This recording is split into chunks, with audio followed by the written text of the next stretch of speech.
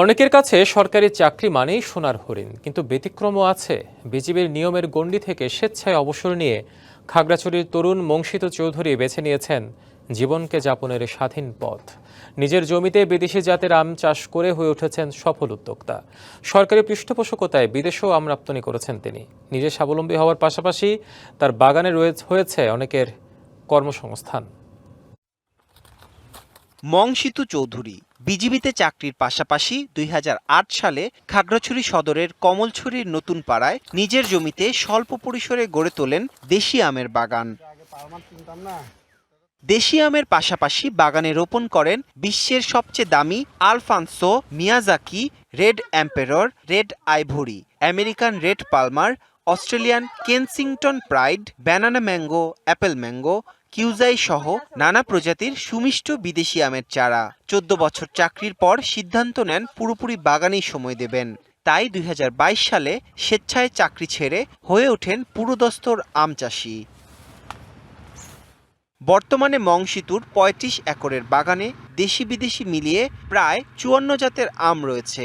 স্থানীয় বাজারে চাহিদা মিটিয়ে সরকারি পৃষ্ঠপোষকতায় রপ্তানি করছেন বিদেশেও।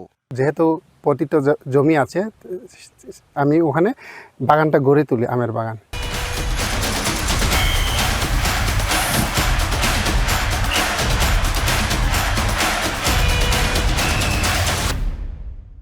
এবছর গ্যাপ সার্টিফিকেট পাওয়ার কারণে বিদেশে রপ্তানি হচ্ছে। আম্রপালি থেকে শুরু করেছি, ভবিষ্যতে বিদেশি আম যেগুলো আছে ওগুলো রপ্তানি হবে। নিজে স্বাবলম্বী হওয়ার পাশাপাশি বাগানে অনেকের কর্মসংস্থানও হয়েছে।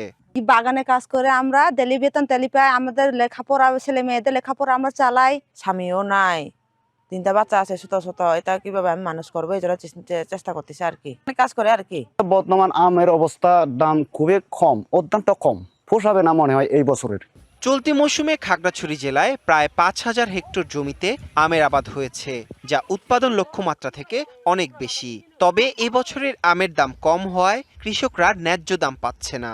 খাগড়াছড়ি পার্বত্য জেলায় চলতি অর্থ বছরে প্রায় ৫,০০০ হেক্টর জমিতে বিভিন্ন জাতের আমের আবাদ হয়েছে। বিদেশি অনেকগুলো জাত বর্তমানে পাহাড়ের বিভিন্ন এলাকায় চাষ হচ্ছে।